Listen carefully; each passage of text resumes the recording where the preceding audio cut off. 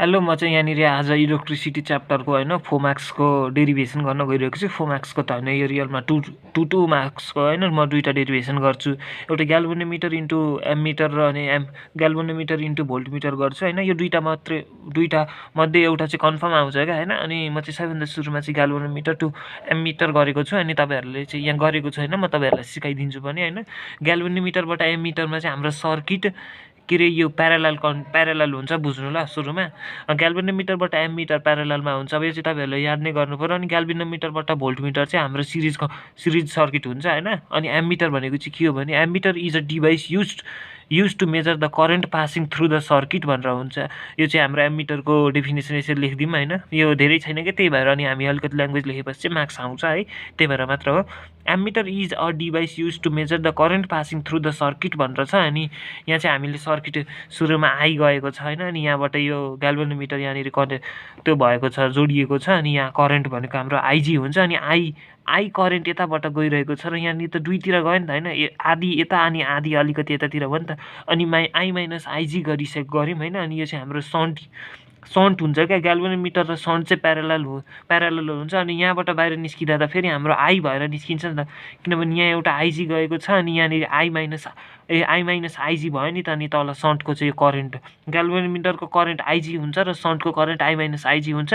टोटलमा फेरि हाम्रो बाहिर निस्किने भनेको आई नै हुन्छ है। अनि यो चाहिँ हाम्रो यो सिम्पल्ली लेखेको GB the resistance of galvanometer, GB the resistance of galvanometer. यहाँ सर्किटमै छ, तपाईँहरू पनि आफ्नो कपी ल्याएर मैले यहाँ के लेखेको छु यो लेख्न सक्नुहुन्छ होइन। अनि GB the resistance of galvanometer, SB the resistance of shunt. अनि यहाँ म देखाइ पनि रहेको छु SB the resistance of shunt. IGB the current passing through the galvanometer, IGB the current passing through the galvanometer यहाँ तपाईँहरूले देख्नु भइसकेको छ। अनि आई माइनस आइजिबी द के हुन्छ, I minus IGB the current passing through the shunt. यो IGB the current passing through the galvanometer, अघि मैले के भनेको सायद ग्याल्भोनोमिटर हुन्छ होइन। आइजी चाहिँ हाम्रो यहाँ ग्याल्भोनोमिटरबाट गइरहेको छ नि त। अनि current passing through the galvanometer हुन्छ है। अनि फेरि यहाँ I minus IGB the current passing through the shunt भयो। यो I minus IGB the current passing through the shunt भयो, यो आई माइनस आइजी भयो। अनि हाम्रो यो जी र यो ग्याल्भोनोमिटर र सन्ट त प्यारलल कन्डिसनमा छ होइन। अनि जी र एस यो जी र S R in parallel combination भनेर प्यारलल कनेक्सन कम्बिनेसन जे भयो नि। अनि potential difference across galvanometer equals to potential difference across the shunt. यो त potential difference equals to potential difference of galvanometer equals to potential difference of shunt भनेर भनेको छ। अनि यहाँ हाम्रो चाहिँ भिजी इजकल टु भिएस भयो होइन। अनि भिजी इजकल टु भिएस भयो नि। अनि भिजी इजकल टु भिएस के अरे यो भिजी इजकल टु भिएस, भिजी भनेको ग्याल्भोनोमिटरपट्टि भयो अनि भिएस भनेको सन्टपट्टि भयो होइन। अनि यहाँ तपाईँहरूलाई भी इजकल टु आइआर भन्ने यो त सुन्नुभएको होला है।